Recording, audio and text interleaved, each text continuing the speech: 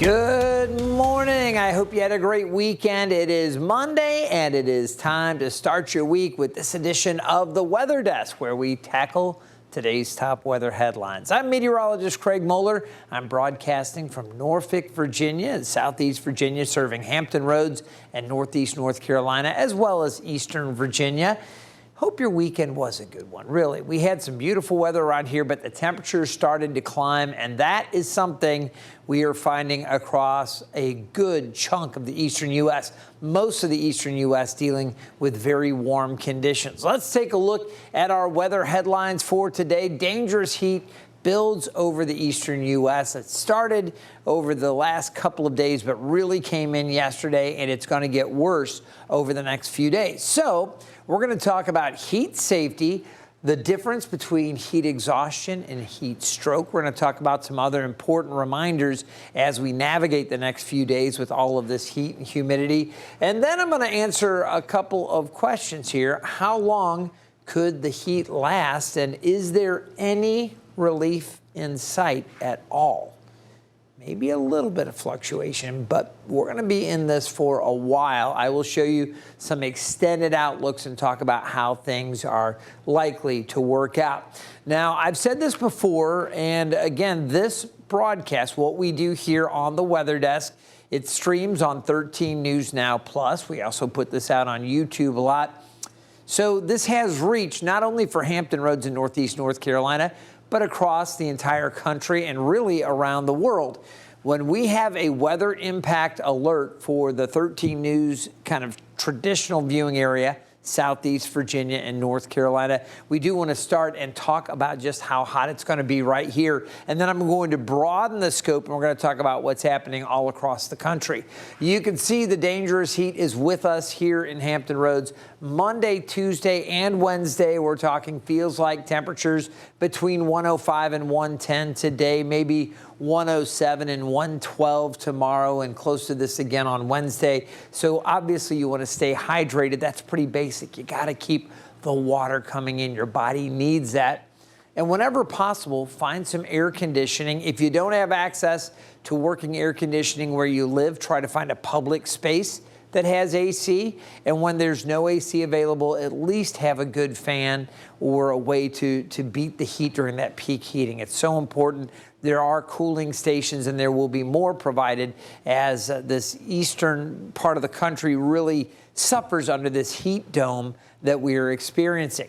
You can see we have numerous areas shaded in orange here. These are all under heat advisory. Where you have these dark reds, these are areas that are under heat warning, and then there's a heat watch as well. So today, with this much of the country impacted, millions of Americans are facing a dangerous start to the work week. With temperatures in some areas set to soar into the triple digits, they have to be ready to deal with this. Here in Hampton Roads, as I mentioned, we do have our weather impact alert, and we're expecting air temperatures in the mid-90s, but the heat index values, they're going to be so much warmer, and that's going to put serious stress on so many people, and obviously a large chunk of the nation's power grid will have to deal with it as well. Here's ABC's Allison Kosick.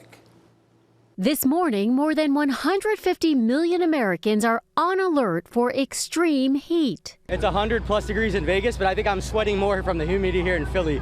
From the Midwest to the East Coast, feel like temperatures are expected to top 100 degrees. D.C. could feel like 109 today. Some school districts in the Northeast switching to half-day schedules. The demand for electricity with ACs blasting is expected to hit the highest level in 14 years. PJM, the nation's largest regional grid operator, issuing a maximum generation emergency alert. Valley, something's going on over here. Sweltering temperatures forcing delays in Major League Baseball. Cincinnati Reds player Ellie De La Cruz falling ill during a game against the Cardinals. And in Chicago, Mariners pitcher Trent Thornton and an umpire had to be treated for heat-related illnesses. New York's governor issuing a state of emergency for more than 30 counties after heavy rain and dangerous flash flooding slammed parts of the state. Outside Utica, at least 3 people were killed, including 6-year-old twins. The violent weekend of weather stretching across the country. 6 people are dead and 2 are missing after strong winds and large waves capsized this boat in Lake Tahoe. Holy cow. And in Florida, onlookers shocked as they spotted these double waterspouts off the Gulf Coast. Meanwhile, severe storms are possible later from Kansas to northern Michigan. Allison Cossack, ABC News, New York. I'll just quickly mention, you saw the video from the Cardinals-Reds baseball game in St. Louis. I do the operational forecast, send it back to people that are doing things at the stadium, the field manager, and some of the folks that deal with security around the station or around the stadium as well in St. Louis for the Cardinals. One of my sons, well, 2 of them work for the organization, but one of them was actually on the field during that heat yesterday when they had the issues with that extreme heat. So this is a serious situation, even for professional athletes that are in peak physical shape. The heat and the humidity can take a toll. So very, very important that you take all of this very, very seriously. Now, for Hampton Roads, we are under this heat warning. And again, this is for Southeast Virginia and Northeast North Carolina. South of the Albemarle Sound, we have a heat watch, same thing on the Eastern Shore, but most of Hampton Roads, all of the metro area Hampton Roads and most of the region is under this heat warning. We are going to see the hazy, hot, and humid conditions. You see that haze right now as we check out this sky view. It looks pretty when you look out there, but you step outside and you're going to feel that heat. As we go past 10 o'clock, it'll be around 96, 100 by 11. These are the feels-like temperatures this afternoon, up around 105 at 1 o'clock, 106 at 2, and then up around 108 or so as we go through 3, 4, 5 o'clock. So a lot of heat, even into the evening here, when you think, okay, you know, sun's getting lower on the horizon, starting to get dark. It's still going to feel like it's close to 100 degrees. So obviously a very serious situation here in Hampton Roads. Now, as the temperatures soar here in Hampton Roads, so does the risk for dehydration. Doctors say dehydration is more common in the heat because our bodies sweat more to help us stay cool. And the more we sweat, the more fluids we lose. Now, symptoms of dehydration typically include headache, fatigue, dry mouth, dizziness. You might lose your appetite and having dark-colored urine. Dehydration can also put a person at risk for a heat stroke. Now, a heat stroke happens when your body can't cool off fast enough, and in severe cases, it can be fatal. But there are ways to avoid this. So you want to limit outdoor activities, right? During the hottest part of the day, which is from 10 a.m. to 4 p.m. You know, you want to drink water regularly. As I said, very important. Avoid alcohol, caffeine, any kind of sugary drinks, because it can make the situation worse. So heat illness symptoms can vary by person, and medications or underlying conditions can also make it harder to regulate body temperature. Very important. All right. We want to talk to you about what's going on here again over the eastern half of the country with the feels like temperatures. We're going to see those temperatures feeling like it's up over 100, 104, 105. And this is just for areas here around Norfolk, closer to the airport. Some of the downtown areas could feel even warmer. Like I said, close to 108, maybe 110 in some areas. But the heat is far reaching out to the west. Chicago, St. Louis, they're in for those hot conditions as well again today. Then tomorrow we do it again. We're back up over 100, and Wednesday's going to be sweltering as well for so much of the country. So this is very serious, and we want folks to know when you get these types of heat index values, you're going to start feeling some of these effects. Now, when it gets up between 90, and we're talking about feels like temperatures, when it feels like it's between 90 and 100, you start to get heat cramps. Heat exhaustion is possible. When you get into the 105 to, say, 129 range, this is where heat exhaustion is likely and heat stroke is possible. You might be wondering, well, what's the difference between heat stroke and heat exhaustion? Taylor Stephenson explains. Temperatures are expected to rise to the 90s once again this week, and with the high heat comes with the risk for heat illnesses. Let's talk about the 2 types of heat dangers and similarities and differences between them. When exposed to high heat, people can experience heat exhaustion or or heat stroke. During heat exhaustion, a person may become faint or dizzy, while during heat stroke, a throbbing headache may develop. With heat exhaustion, the person will sweat, but no sweating will occur during heat stroke. Cool, pale, and clammy skin are signs of heat exhaustion. Red, hot, and dry skin are signs of heat stroke. In both cases, though, an individual can experience nausea or vomiting. A rapid heartbeat will be evident in both exhaustion and strokes, but a weak pulse is associated with exhaustion, while a strong pulse relates to strokes. Muscle cramps are also possible during heat exhaustion. A person experiencing heat stroke may lose consciousness. If someone you know is in the midst of heat exhaustion, get them into a place with AC. Make sure they're drinking water and put cool water on them using a shower or a cold compress. On the flip side, if a person is showing symptoms of heat stroke, call 911. Remember that heat illnesses can happen at temperatures of only 80 degrees. For 13 News Now, I'm meteorologist Taylor Stephenson. All right, so we take a look now at the, again, feels like temperatures. You've got air temperatures that are going to climb into the mid-90s. But as you can see, again, we've been talking so much about it, those heat index values, it's going to feel a lot hotter than that. So you might be wondering, how exactly do we arrive at these feels like temperatures? Meteorologist Hunter Forrest is here to explain the heat index. You step outside on a hot summer day, knowing the air temperature was a nice 85 degrees, but when you step outside, it feels more like the mid-90s. That's what the heat index is for. The heat index is a measurement that considers both the air temperature and the humidity to help determine how it actually feels to the human body. When our bodies start to get hot, that's when our bodies use the natural process of sweating to help cool us down. But if the air is already saturated, it's that much harder for our bodies to sweat and for the sweat to evaporate, making it that much harder for us to cool down, which is why it may be 85 degrees out, but feels more like 95. When our bodies start to overheat, it can make us feel fatigued. And if it gets even hotter, we can suffer from heat stroke, heat cramps, and even heat exhaustion. That's why it's so important to stay hydrated during the hot summer months. And if you're curious on what the highest heat index ever recorded was, well, that was on July 8th, 2003 in Saudi Arabia, which experienced a record high dew points in the 90s, and mixing with the actual air temperature of 108 degrees, it felt more like 178 degrees. For 13 News Now, I'm meteorologist Hunter Forrest. It's hard to fathom that. A heat index value or feels like temperature in the 170s. Unbelievable. All right, here's one other thing we're going to do, and we're eventually going to move past the heat, but this is such a big story. All right, we always stress, look before you lock. And we're talking about closing your door, locking it, walking off. Maybe you've got some shopping to do, you're running some errands. All right, you can see with temperatures in the mid-90s, after 30 minutes, those interior car temperatures could be up around 120 to 125. After an hour, some cars could trap the heat inside, making it up around 140 or so. Obviously dangerous, and in fact, deadly heat inside those cars. So it's very important you always look before you lock. Make sure you don't leave anything in the cars.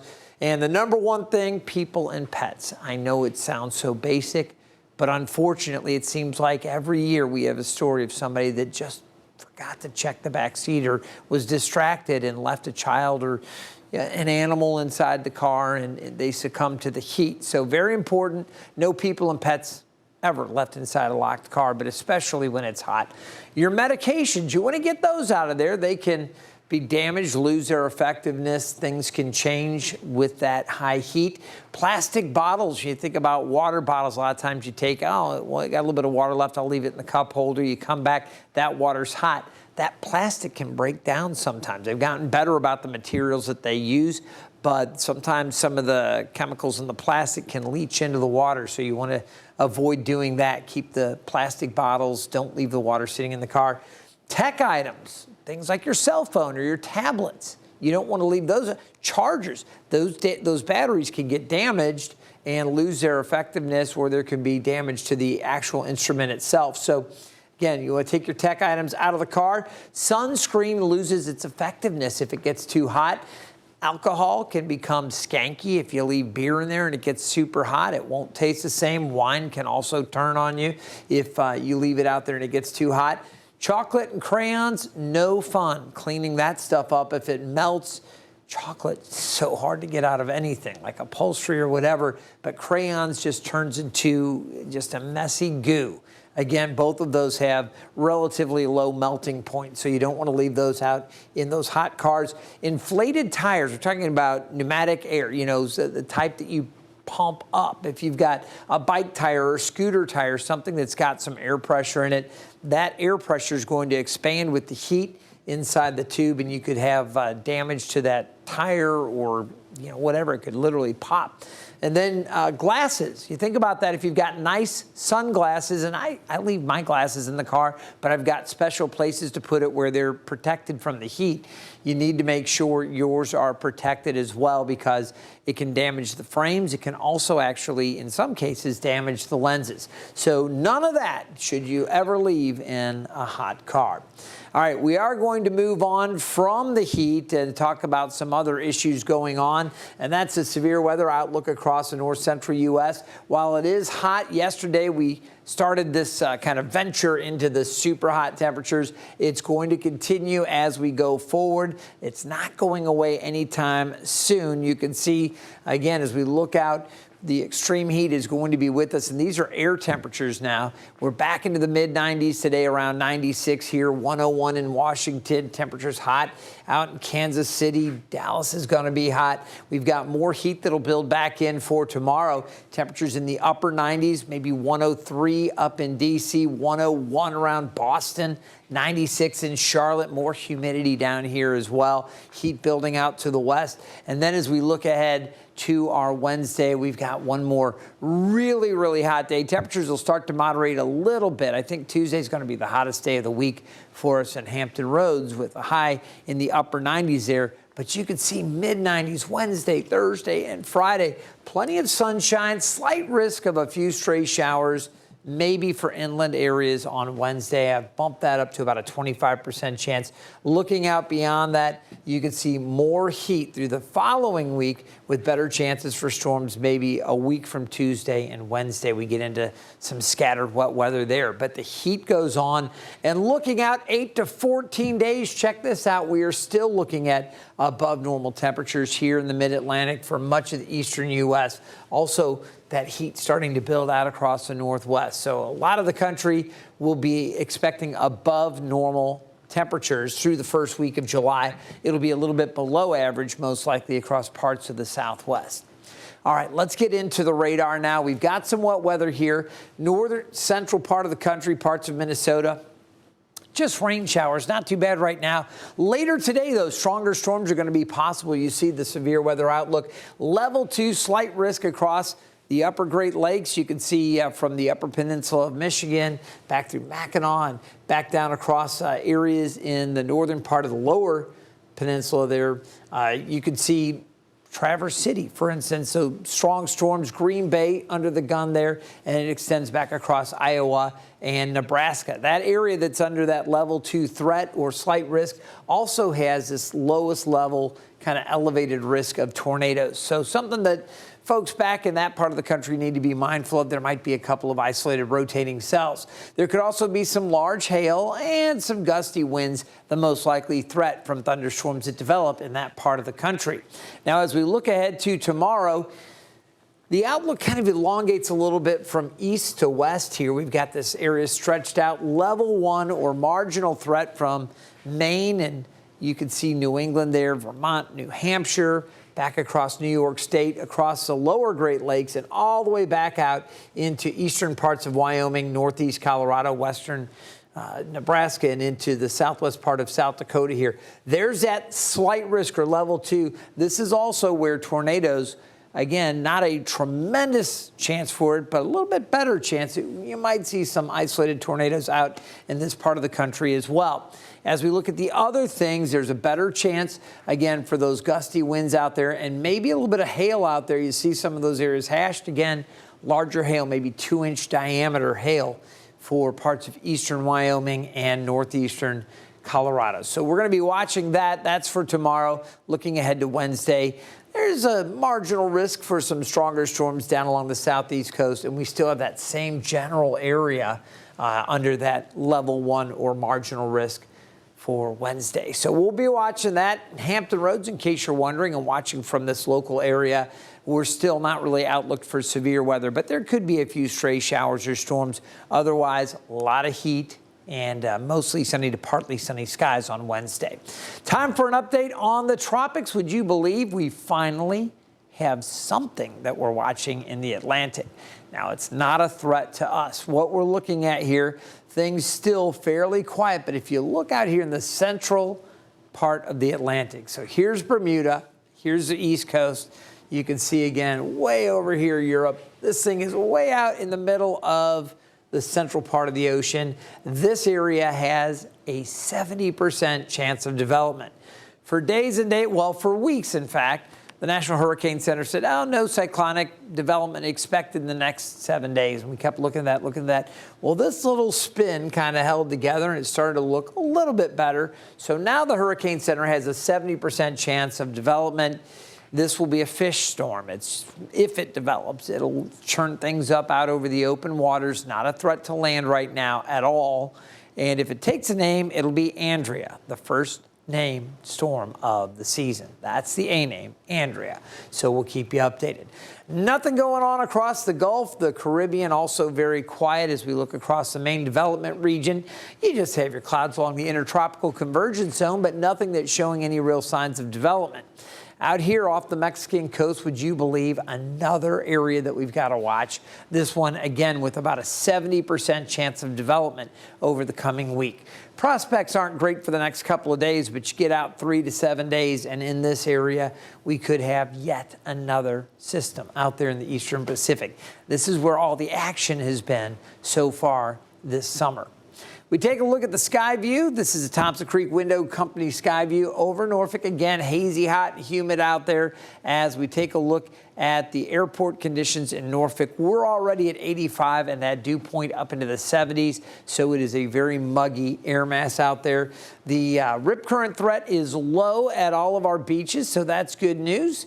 You can see the sunshine. UV index very high today. Rip current threat, as I mentioned, will be low and continue to be low. The water's pretty flat. Surf height only around 2 feet. As we check conditions in the Chesapeake Bay and just east of Virginia Beach, again, we're going to find the winds fairly light, 5 to 10 knots for the bay and the ocean. The waves in the bay, only a foot. Got out, did a little paddle boarding yesterday. I will say the waves built a little bit during the afternoon. It wasn't crazy, but we had a little bit of wave rocking with the paddleboard a bit yesterday. And again, today it should be pretty flat. Ocean waters, the sea's around 2 feet. We're coming up on a low tide this afternoon around 1:43. Right now, skies are mostly sunny. It is hazy out there. The Futurecast is going to show you the dry but very warm conditions across the area. Just flat out hot as we get into the afternoon. Downtown Norfolk could see upper 90s. I expect mid to upper 90s at the airport. A little cooler in Virginia Beach. Heading into the evening, upper 80s there, but most areas still hanging in into the 90s. And then eventually we'll cool down overnight back into the upper 70s to near 80. Still a lot of sunshine tomorrow. It's going to be very hot again. Some areas may touch the triple digits.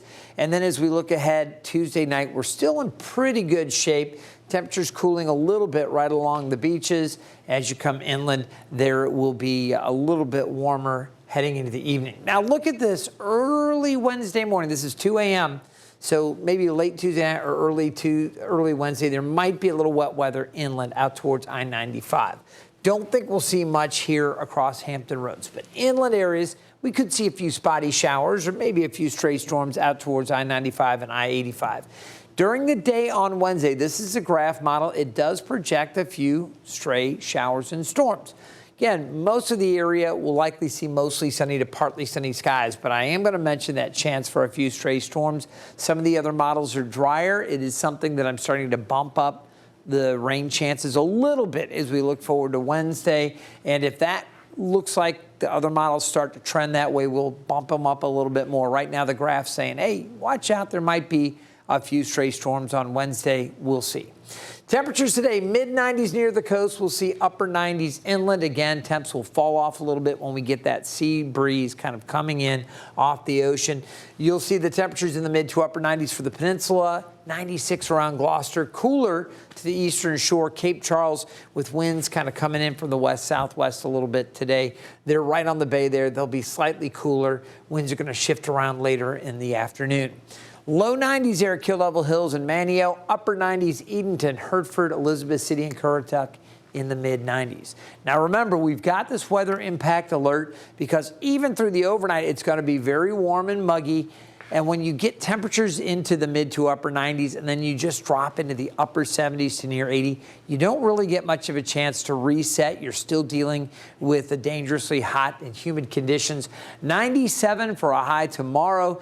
Feels like temperatures 105 to 110 across the region, maybe even a little higher than that in some areas. On Wednesday, I mentioned that possibility of a few stray storms. I have bumped up the chances to 25%. Be sure and join Taylor Stephenson if you're here in 13 News Now, the traditional viewing area, Southeast Virginia, Northeast North Carolina. We'll continue to look at this. We may bump this up to maybe 30% or so for Wednesday. We'll see as more modeling comes in. Beyond that, more sunshine and haze. Temperatures still in the 90s as we finish out through the rest of the work week. Really hot stretch, folks. You got to take it easy out there. Again, stay hydrated, take breaks, and be a good neighbor and check on those that are maybe elderly or shut in. And make sure the kids that are out there running around, they take breaks from the heat as well. That heat will sneak up on you.